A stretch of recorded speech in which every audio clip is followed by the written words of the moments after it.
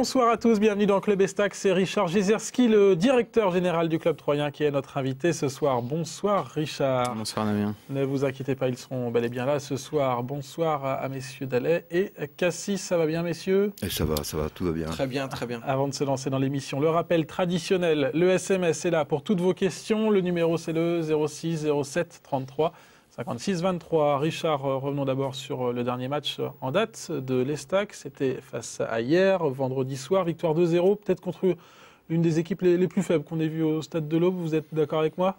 Ouais, c'est vrai que c'était pas un grand soir, c'était pas une grosse équipe de hier, mais l'important c'est d'avoir pris les 3 points et de continuer notre marche en avant. Oui, il a fallu vraiment être patient. Il y a eu de l'inquiétude à la mi-temps où on s'est dit ah, ça va se décoincer, il va y avoir ce petit but. Bah, on était quand même sûr, sans vouloir minimiser cette équipe de hier, sûr de gagner, mais après c'est vrai qu'on aurait aimé marquer en première mi-temps pour nous libérer et libérer bien évidemment des espaces. Voilà, c'est la deuxième mi-temps qui nous a donné raison d'être très confiant et d'être sûr de notre force, mais voilà, c'est bien d'avoir gagné ce genre de match parce que c'est jamais évident contre des équipes qui jouent derrière. C'était ça le problème, être trop confiant peut-être?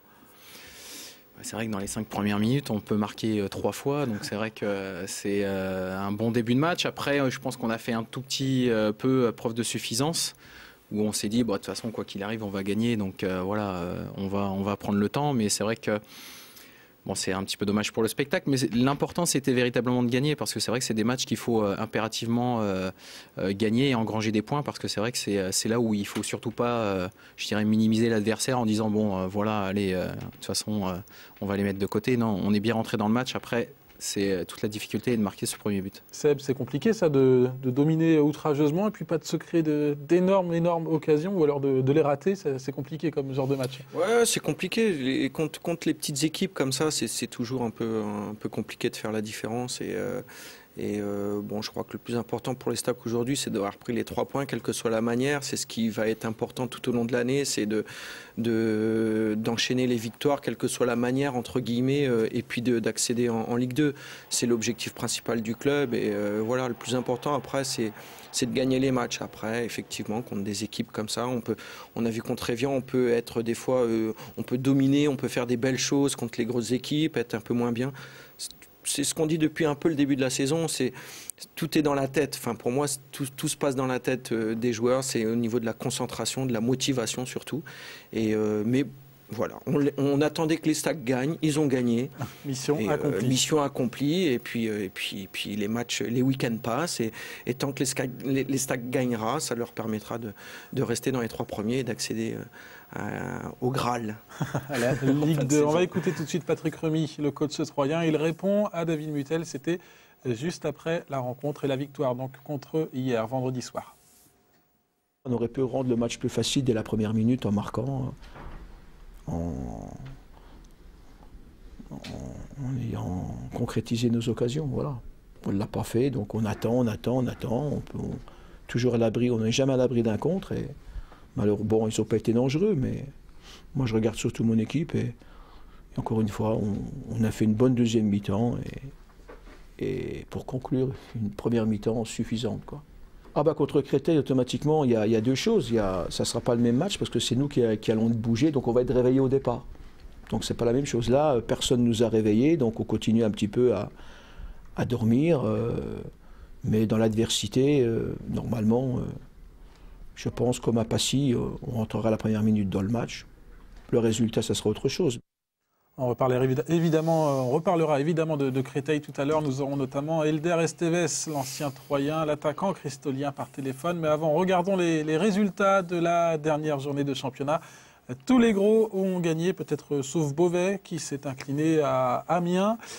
On va regarder également le classement de National avec donc les 4 gros prétendants à la montée qui se tiennent vraiment dans un mouchoir de poche avec Créteil qui compte un match en retard, 46 points. Ça va être serré jusqu'au bout, Richard.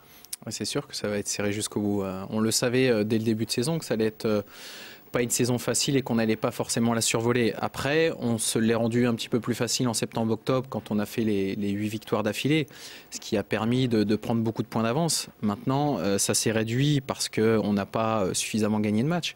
Mais je le répète, c'est des matchs comme contre hier qu'il faut impérativement gagner et c'est ce qui va nous permettre, je dirais, comme a dit Seb, d'engranger des points et d'atteindre le Graal. Bon, Richard, vous êtes déjà venu sur le plateau de Club Estac cette saison. C'était le 1er juillet dernier, juste après la reprise. Donc, à cette époque, nous vous demandions quels étaient les objectifs pour l'exercice 2009-2010. On va écouter votre réponse tout de suite. L'objectif, bien évidemment, ça colle à notre signature, qui est ensemble, relevons le défi, la reconquête. C'est reconquérir les supporters, reconquérir les spectateurs, véritablement ramener de la convivialité au niveau du jeu et du rectangle vert. Maintenant, on a tous, et on veut tous que le club remonte le plus rapidement possible, donc on va s'atteler à ça. Le bronzage, lui, n'est plus là, mais est-ce que les objectifs sont toujours... On est dans les temps, finalement, à l'Estac? Oui, on est dans les temps, et puis... Bon, je le répète, la reconquête, c'est pas forcément sur une année, c'est pas sur 6 mois, c'est véritablement sur du long terme qu'il va falloir garder cette signature. On l'aura, je pense, au minimum 3 ans, on l'a en tête. On peut pas effacer ce qui s'est passé sur ces dernières années et à nous de continuer à positiver et amener un discours positif pour que justement tout le monde soit avec nous. Globalement, s'il fallait donner une note, par exemple, sur 10 à cette saison troyenne pour le moment, on donne quoi ? Jusqu'à maintenant, depuis le début de saison, je dirais qu'on est à 9 sur 10 parce que je ne peux pas mettre 10 sur 10 parce que c'est vrai qu'on aurait aimé avoir quelques points de plus. Mais franchement, on est plus que satisfait aujourd'hui de ce qui a été fait jusqu'à maintenant, quoi. Vous auriez signé tout de suite donc, pour cette 3e place. Quand on parle aux supporters, 3e place pour eux, c'est pas très évident en national. Vous auriez signé tout de suite à 9 sur 10 ? C'est pas évident, mais... Je répète juste les paroles du coach avant le début de saison, c'est qu'on a 0 points, on est plus proche de la CFA que de la Ligue 2. Donc il faut aussi mesurer tout le travail qui a été fait. Il faut mesurer aussi que c'était pas gagné au début de saison, qu'on avait quand même un lourd passé, je dirais, sur le plan mental. Je parle, c'est vrai qu'on avait un petit peu un déficit, qu'on a travaillé pour y arriver. Et puis, 3e place, 2e place, 1re place, l'important, Seb l'a souligné, c'est le Graal, c'est la Ligue 2. Après, je veux dire, les lauriers, on les aura si on les mérite. Mais l'important, c'est d'être en Ligue 2 l'année prochaine, ça c'est sûr. Seb, 9 sur 10 aussi?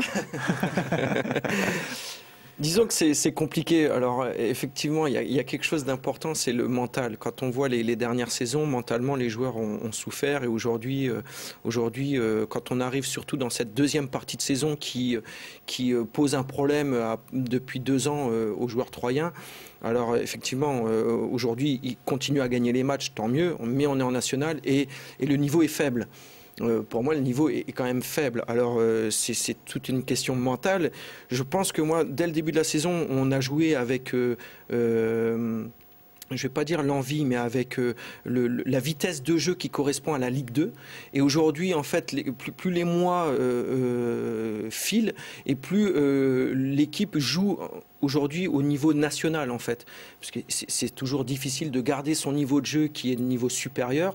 Et plus la saison avance, plus le niveau de jeu baisse effectivement dans le groupe. Et aujourd'hui, on retrouve une équipe de l'Estac qui a plus de mal à gagner ses matchs parce qu'elle se retrouve tous les week-ends confrontée à un niveau qui est quand même faible par rapport au niveau pro de Ligue 2, Ligue 1.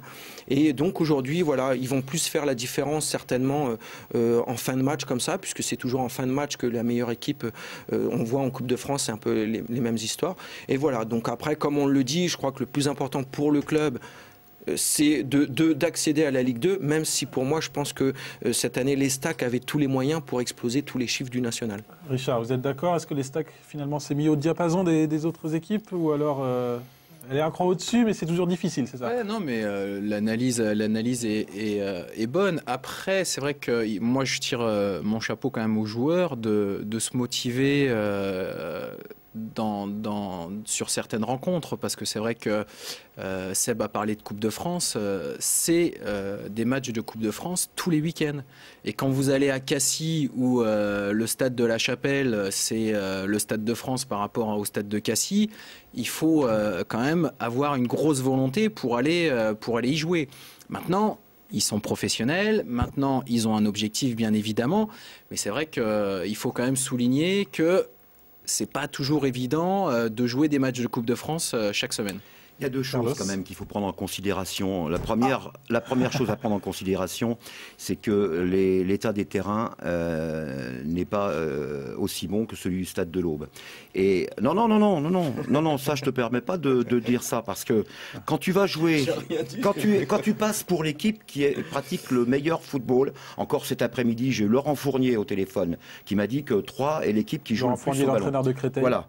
Donc la pelouse, la deuxième considération. Non, mais donc quand vous ne pouvez pas. Le football, ça joue d'abord au sol, avant tout. Vous ne pouvez pas vous exprimer pleinement lorsque les terrains sont bosselés, deviennent plus durs ou deviennent plus gras avec la période hivernale.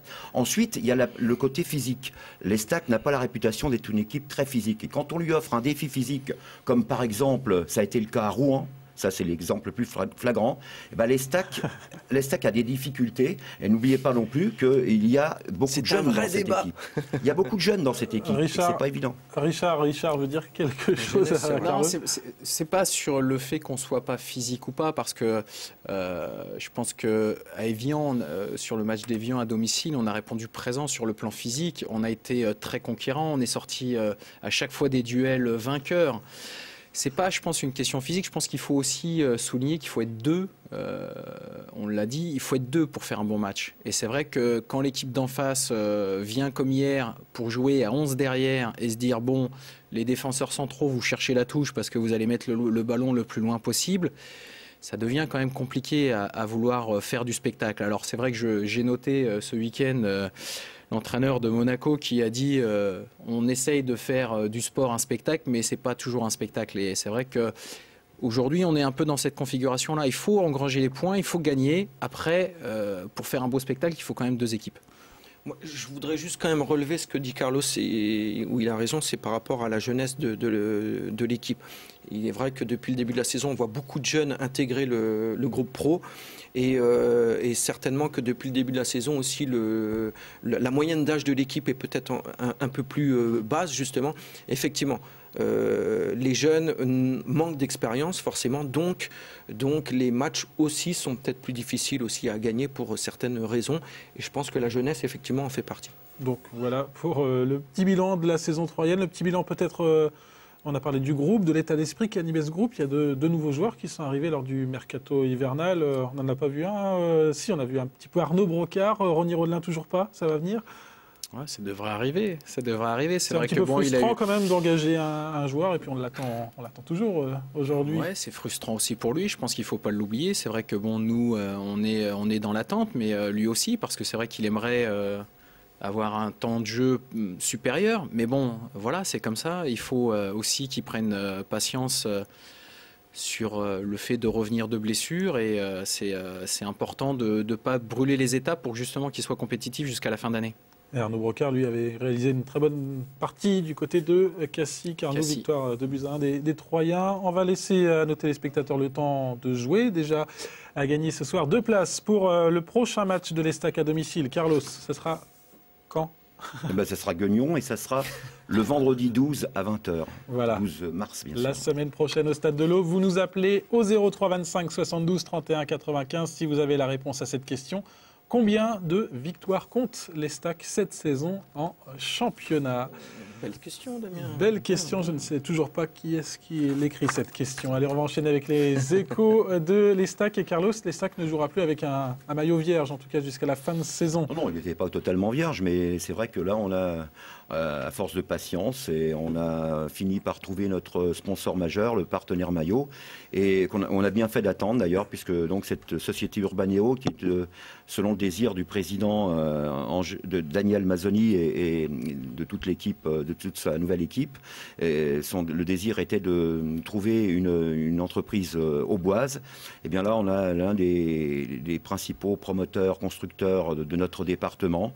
Et donc, je voudrais encore donc saluer les dirigeants d'Urbanéo d'avoir accepté d'afficher leur société sur le maillot de l'Estac, et il sera bien porté, je peux leur garantir.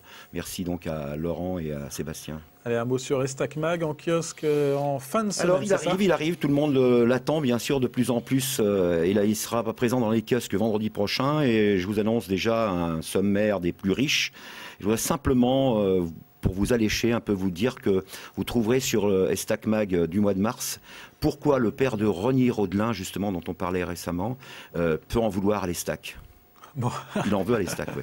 Il laisse planer le suspense, Carlos. Je ne vais pas laisser planer le suspense pour féliciter notre gagnante du soir. Il s'agit de Odile de Villy-le-Bois qui remporte donc 2 places pour la rencontre Estac-Gueugnon. La dernière info, tout le monde l'attendait, cette boisson énergisante de l'Estac. Puissance 3 est sortie, elle est d'ores et déjà très appréciée. Seb va goûter même Soif d'énergie, donc je vous ai amené un petit exemplaire pour que vous puissiez la goûter.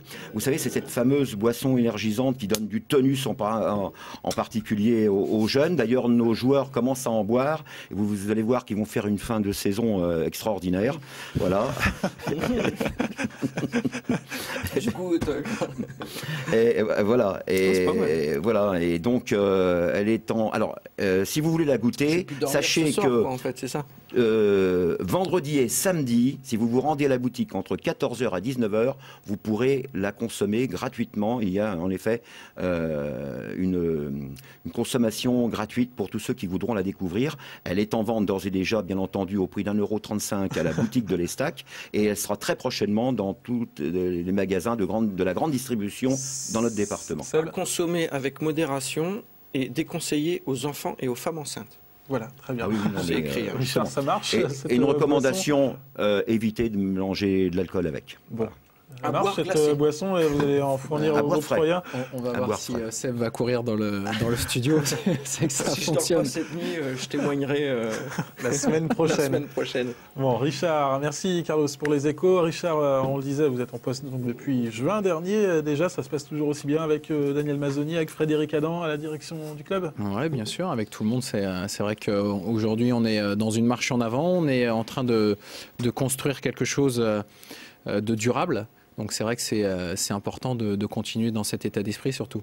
La période de rodage donc est définitivement passée, ou alors il y a toujours... Non, il y a toujours des choses à faire, il y a toujours des choses à découvrir. C'est vrai que lorsqu'on met un projet en commun en place, voilà, c'est tous les jours, il y a des choses à faire, des choses à améliorer.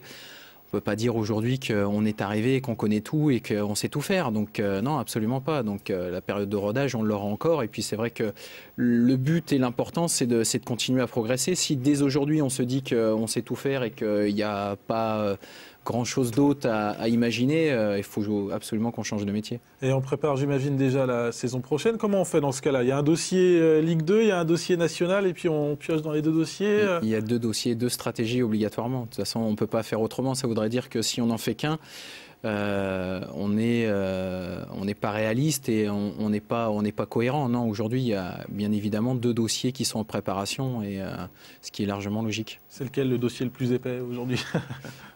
Les deux sont au même point. Voilà, maintenant, on est très positif, on est bien évidemment velléitaire pour monter en Ligue 2, mais il faut aussi être prudent et se mettre en chef d'entreprise et non pas en rêveur. Et justement, s'il n'y a pas monté, il faut l'envisager en fin de saison. Est-ce que ça sera vraiment une cassure dans l'objectif qui est la reconquête, ou alors il faudra vraiment mettre le bout de souffle en début de saison prochaine? Ça sera extrêmement compliqué, il ne faut pas se le cacher. C'est une certitude, on le voit de toute façon sur différents clubs qui sont dans leur 2e année de national. C'est très difficile parce que c'est vrai que il y a quand même une corrélation entre l'argent et la réussite. Donc obligatoirement, ça va être très difficile de rester sur ses 2 pieds si on reste en national. Mais quelque part, le président est là, il a dit qu'il assumerait, donc c'est quand même un gage très fort et un signe fort aussi pour tout le monde, de dire voilà, on peut compter quand même sur le président pour faire en sorte de continuer à aller de l'avant. Bon, l'avenir proche, en tout cas, c'est ce déplacement à Créteil. Créteil 4e au classement. Les Cristoliens comptent même un match en retard du côté de Beauvais. Ils sont à 3 points des Troyens. Est-ce que c'est un match capital, ce déplacement du côté de Créteil? Non, c'est pas un match capital, c'est un match important. C'est un match important. Ça peut être, en cas de victoire, quasiment un match décisif, parce que c'est vrai que vous l'avez rappelé, Créteil a un match contre Beauvais, à Évian également. Donc c'est vrai que c'est déterminé sur ces 3 résultats. On est 4 pour 3 fauteuils. Si on fait match nul, on les laisse à distance. Si on gagne, bien évidemment, c'est très bon pour notre morale, pour le fait et un signe fort aussi pour les autres équipes en disant voilà, on est sur une marche en avant et on ne lâchera pas. Maintenant, si on perd, ce n'est pas décisif non plus. L'important, c'est de gagner tous les autres matchs. Donc voilà. Bon, allez, comme lors du match aller, nous sommes en ligne avec l'ancien Troyen, je vous disais tout à l'heure, en l'occurrence l'attaquant de Créteil, Elder Esteves. Bonsoir Elder. Bonsoir. Alors ce Créteil-Estac, on a l'impression que... Comment je t'en Bonsoir Richard. Ah c'est Seb là, parce que j'arrive pas à faire l'accent. Comment je t'en C'est Seb Dalek qui essaye d'imiter l'accent portugais, c'est pas très concluant. Ouais, mais je dois mal le parler parce qu'il est même pas capable de répondre. Alors Elder, ce Créteil-Estac, on a l'impression que tout le club de Créteil l'attend de pied ferme. Hein. Dis donc, vous êtes informé, vous êtes drôlement informé. Alors du côté de l'Aube, non, c'est un match qu'on attend comme les autres. C'est un match, comme j'ai entendu il y a 2-3 minutes, important, pas décisif, qui peut forcément prendre une tournure plus ou moins décisive en cas de résultat négatif pour nous, parce que ça nous relèguerait à 6 points de 3 et plus encore peut-être de Reims et Évian. Maintenant, c'est vrai qu'on a un petit joker avec ce match en retard à Beauvais. C'est pas un match gagné, parce qu'aller à Beauvais gagner, c'est pas donné à tout le monde. Donc c'est un match important. On reçoit une belle équipe. De toute manière, comme il y a 3 places pour 4 équipes, il va falloir faire des résultats également contre ces équipes-là. Donc, et voilà, qu'est-ce qui peut vous permettre de croire donc à une belle performance contre 3 vendredi? Qu'est-ce qui peut faire la différence, notamment par rapport au match aller, où on avait vu les Troyens l'emporter 2-1?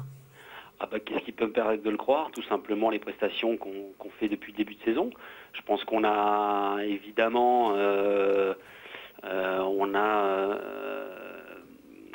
sur beaucoup de plans, on est inférieur à l'équipe de Troyes. Troyes est un club encore professionnel cette année, nous non, avec des infrastructures et un budget nettement supérieur au nôtre, un effectif supérieur également, avec des joueurs beaucoup plus expérimentés du haut niveau par rapport à nous.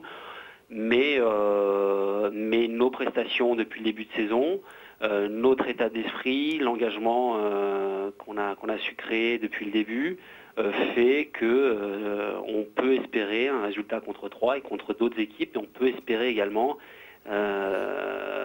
viser une des 3 premières places sans prétention aucune.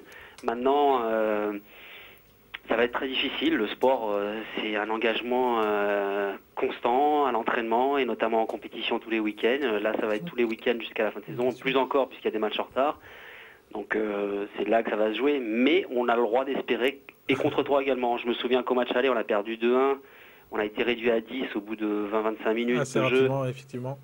On a pris, on a subi 20-25 minutes et énormément subi contre cette équipe troyenne qui avait fait une très très belle entame de match, qui aurait pu d'ailleurs gagner plus largement dans cette entame. Et par la suite, on a fait preuve de beaucoup de solidarité. On a démontré vraiment un très beau visage, et je me souviens qu'on avait fait vraiment une belle impression à 10 contre 11 à l'extérieur, à 3, une grosse équipe du national. Donc le mot d'ordre, ce sera méfiance. Hein. Elder, on pourrait l'envoyer comme consultant spécial du côté de Créteil. Très bonne analyse. On va vous laisser. Mais je veux dire, on a quand même on a su égaliser, ce qui n'était pas donné, et puis et on a presque eu l'occasion de peut-être mener. Donc on a perdu 2-1, mais je pense que voilà. Donc attention, Et puis tu as eu la bonne idée de te blesser quand même. Pardon? Putain, c'est Carlos là. Tu as eu la bonne idée de te blesser. lors du match c'est aller. une action où je suis à 6 mètres du but, peut-être pour marquer, donc ouais. malheureusement Elder. pour nous, heureusement pour les Stacks, mais bon, je vais essayer de pas me blesser vendredi.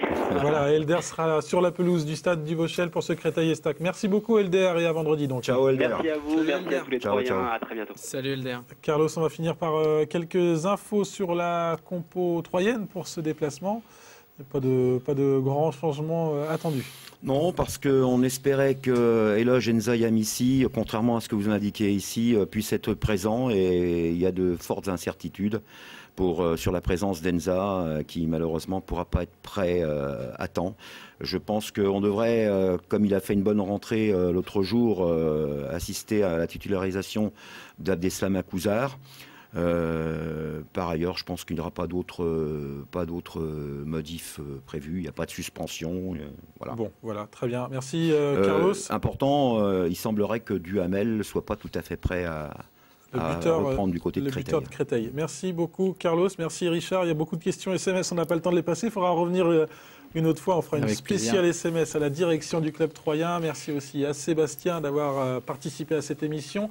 On espère se retrouver en fin de saison pour fêter la montée côté troyen. Très belle soirée à tous. À la semaine prochaine pour un nouveau numéro de Club Estac.